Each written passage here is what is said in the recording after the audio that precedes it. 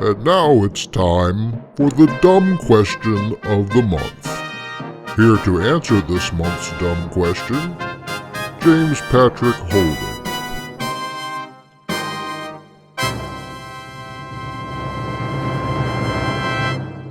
Hello folks. This month's dumb question will serve as a segue into a series we'll be doing in the next few vids, on Jonathan Cahn's Harbinger. Recently I released a new ebook titled The Encyclopedia of End Times Fail, which features numerous examples of theorists whose end times predictions have proven erroneous. We've already done a few vids on material that's now in this ebook, and now that Cahn's predictions have proven absolutely false, it's time to add him to the mix. Anyway, one of Cahn's featured arguments makes for a good dumb question of the month.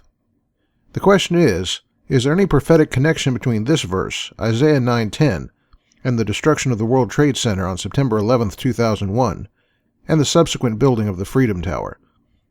Yeah, I know, that one's so obviously dumb I shouldn't bother, right? Well, sadly, a lot of people found this convincing, so we better take a look at it and see if we can learn from our mistakes.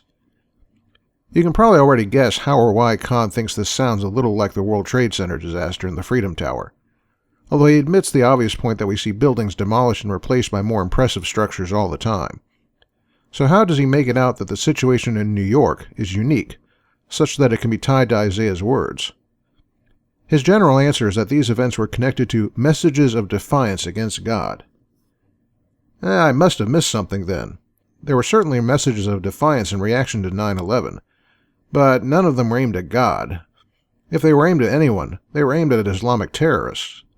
So how can Cahn say that the defiance was aimed at God? Well, that's where Isaiah 9:10 comes in.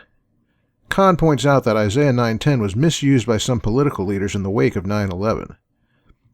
For example, on the day after 9/11, Senate Majority Leader Tom Daschle took Isaiah 9:10 as a thematic text, and rather than respecting the context of Isaiah, in which the verse is a boast by those under divine judgment, Daschle reconfigured the text as a basis for encouraging Americans to rebuild.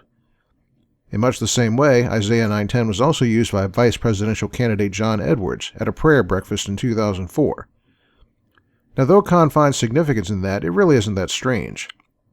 We've seen plenty of politicians, as well as pastors, take various Bible passages out of context in the service at some point. So what's the big deal?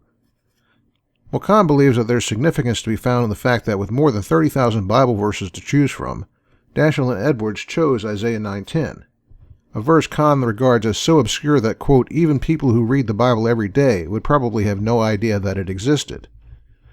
So in the end, all of Cahn's arguments are based on the supposed obscurity of Isaiah 9:10. But there's a problem. Isaiah 9:10 isn't obscure at all. In fact, you can find a very similar misuse of Isaiah 9:10 as early as 1905 in a book titled Recollections of Troubled Times in Irish Politics by Timothy Sullivan. On page 46, Sullivan uses Isaiah 9:10 as a thematic illustration of how a certain rebel group was reconstructing a fighting force in Ireland.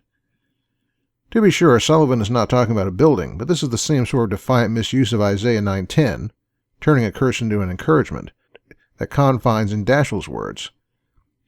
Now, maybe you might say not many people would have read Sullivan's book.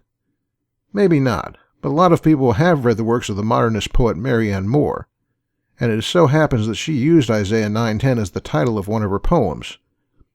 Moore is no obscure figure. She won a Pulitzer Prize and a National Book Award.